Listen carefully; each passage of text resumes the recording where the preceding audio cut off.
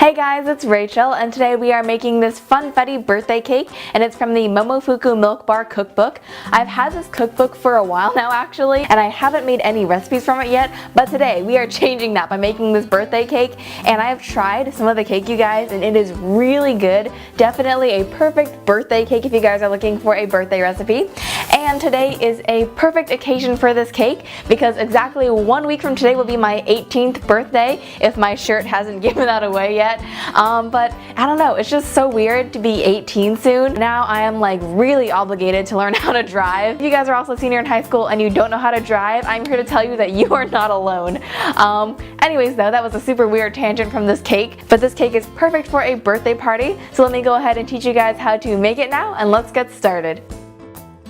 First off, in a large bowl, you're going to need a half stick of softened butter, along with a third cup of vegetable shortening, 1 1/4 cups of granulated sugar, and 3 tablespoons of brown sugar. Then go ahead and cream that until it gets nice and light and fluffy, about 2 to 3 minutes or so.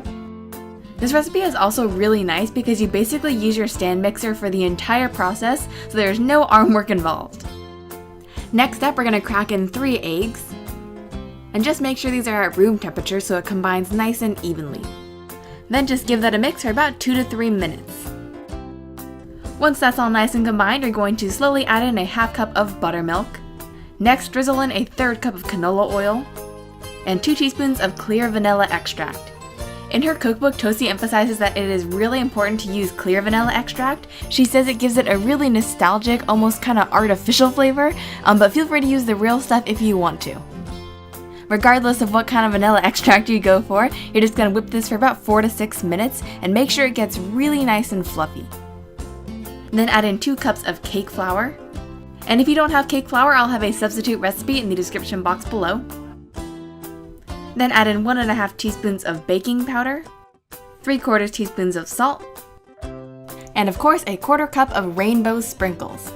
Make sure you don't use non-pearl sprinkles here. They tend to kind of bleed and make that brownish color when you mix a bunch of different colors together, so they're not exactly the best option for this cake. Next, you're going to pour this into a 9 by 13 inch pan that has been greased and lined with parchment paper. Go ahead and spread that out. And then sprinkle another 2 tablespoons of sprinkles on top. Although when you think about it, the sprinkles aren't actually going to show, so I'm not sure why Tosi includes that step, but I guess it looks kind of cute when you bake it. Then go ahead and bake that off at 350 for 30 to 35 minutes. Now we're going to make the birthday cake crumb.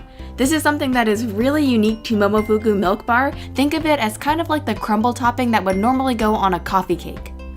In the bowl of a stand mixer, you're going to need a half cup of sugar, 1 1/2 tablespoons of brown sugar, 3/4 cups of cake flour, a half teaspoon of baking powder, a half teaspoon of salt, and 2 tablespoons of sprinkles.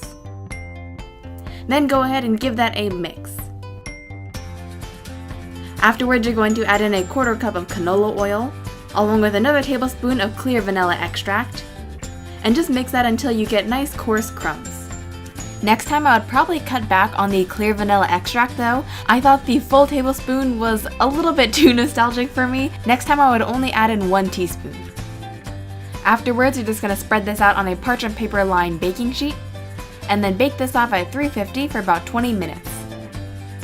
And you should have this really pretty crumble mixture. It almost looks like a cereal to me. Now let's make the birthday cake frosting. In the bowl of a stand mixer, you're going to need 2 ounces of softened cream cheese, along with 1 stick of butter, and a 1/4 cup of vegetable shortening. This way you've got kind of a trifecta of creaminess going on. Then whip that for about 2 to 3 minutes. Next up, you're going to add in 2 tablespoons of corn syrup. Corn syrup is a pretty unique ingredient here. It's typically not in frosting, and Tosi explains that it gives it a really soft and creamy texture even after it's been in the fridge. And of course, because Tosi loves her clear vanilla extract, we're going to add in 1 more tablespoon. Whip that for another 2 to 3 minutes until it gets really nice and light.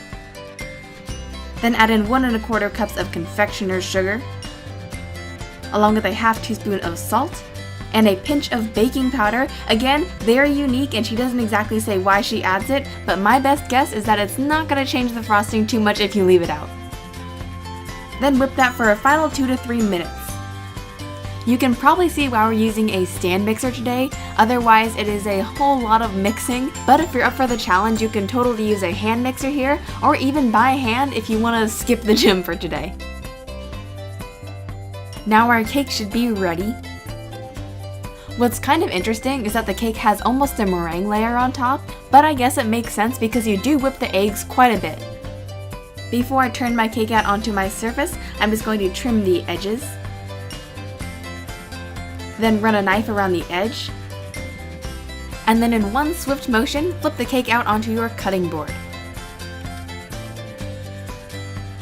Afterwards, just peel off the parchment paper. I always think that this part is so satisfying.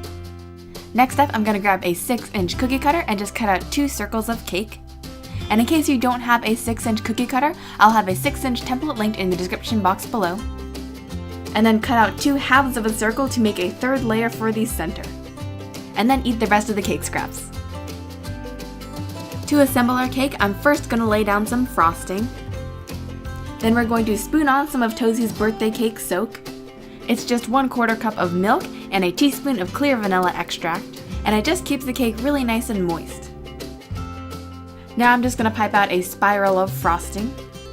In her cookbook, Tosie actually uses a cake ring mold, and this gets you really even sides, but in case you don't have one, I wanted to try out this technique today, and I think it works out really well. So I'm just going to keep stacking my cake, and we're going in a pattern of cake, birthday cake soak, frosting, and birthday cake crumbs. You might have noticed that I forgot to add the birthday cake soak on the final layer, but it still tasted really good. For the decoration on top, just pile on a little mini mountain of birthday cake crumbs.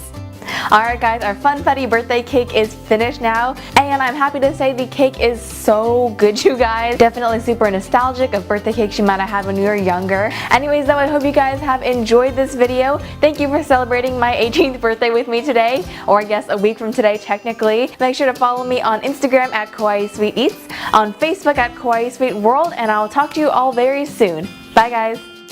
Thank you so much for watching. Click below for more videos and don't forget to subscribe for more cute recipes. Talk to you soon.